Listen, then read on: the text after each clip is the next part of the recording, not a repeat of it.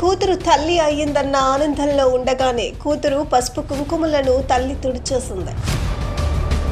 తన అక్రమ సంబంధం వ్యవహారం బయటపడటంతో అల్లుడిని తన ప్రియుడితో అత్త హత్య చేయించిన ఉదంతం విశాఖలో జరిగింది. బిడ్డ పుట్టిన ఆనందం ఒకవైపు, భర్త కానరాని లోకాలకు వెళ్లిపోయాడన్న దుఃఖం ఆ ఇల్లాలిని శోకసంద్రంలో ముంచేసింది. వివరాల్లోకి వెళితే విశాఖ నగరంలో మల్కాపురం ప్రాంతానికి చెందిన క్యాబ్ డ్రైవర్ దాడి సూర్యకుమార్ మేఘనను ప్రేమ వివాహం చేసుకున్నాడు. ఈ విషయం సూర్య అత్త సుజాతకు నచ్చకపోవటంతో చాలా కాలంగా గొడవలు జరుగుతూ ఉన్నాయి. ఈ నేపథ్యంలో ఆమెను తీసుకువెళ్లి హైదరాబాద్ లో కాపురం పెట్టాడు. ఆమె గర్భం దాల్చటంతో విశాఖలోని అగనంపూడి ఆసుపత్రిలో చేర్చారు. ఆమె ఒక పాపకు జన్మనిచ్చింది.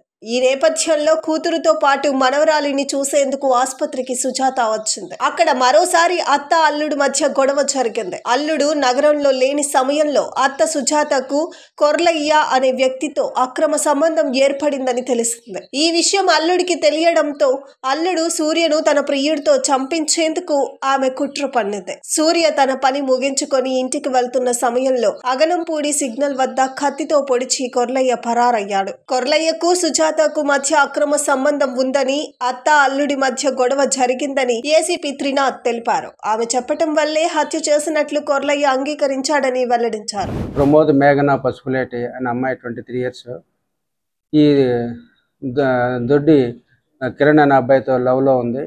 లవ్లో ఉంటే డిసెంబరు 21వ తేదీన వీళ్ళు కన్నవరంలో మ్యారేజ్ చేసుకున్నారు. ఈ అమ్మాయి ప్రెగ్నెంట్. మన 1వ తేదీన అగనంపూడి గవర్నమెంట్ హాస్పిటల్లో డెలివరీ అయింది. అయితే చూడడానికి 7వ తేదీన వస్తే ఇది అత్త అనమాట, అల్లుడు ఇద్దరు గొడవ పడ్డారు. దాన్ని మనసులో పెట్టుకొని వాళ్ళ అత్తకి ఎఫ్ఐఆర్ అయితే ఎవరైతే ఉన్నారో కొరలేని ఆయన్ని రిక్వెస్ట్ చేసింది అండి చంపమని. దానిలో భాగంగా కత్తి తీసుకొని వచ్చి ముందు ప్రణాళిక వేసుకొని జనవాడ జంక్షన్ హైవే పక్కనే రాత్రి 10 గంటల 15 నిమిషాలకి కత్తితో చెస్ట్ మీద పొడిచి చంపాడు. అయితే వెంటనే మన పోలీస్ సిబ్బంది అంతా వెళ్ళి డెడ్ బాడీ కేజీ షిఫ్ట్ చేయడం జరిగింది. అలాగే వాడిని కూడా పట్టుకున్నాం. ఇంట్రాగేషన్ చేస్తే ఈవిడి రిక్వెస్ట్ మేరకే ఇలా చేసామని చెప్పడం జరిగింది. దీనికి ప్రధాన కారణం వాళ్ళ అత్తతో ఈ కొరలేకి ఇల్లీగల్ అఫైర్ ఉంది. దాని మీద ఇది గొడవ జరిగింది.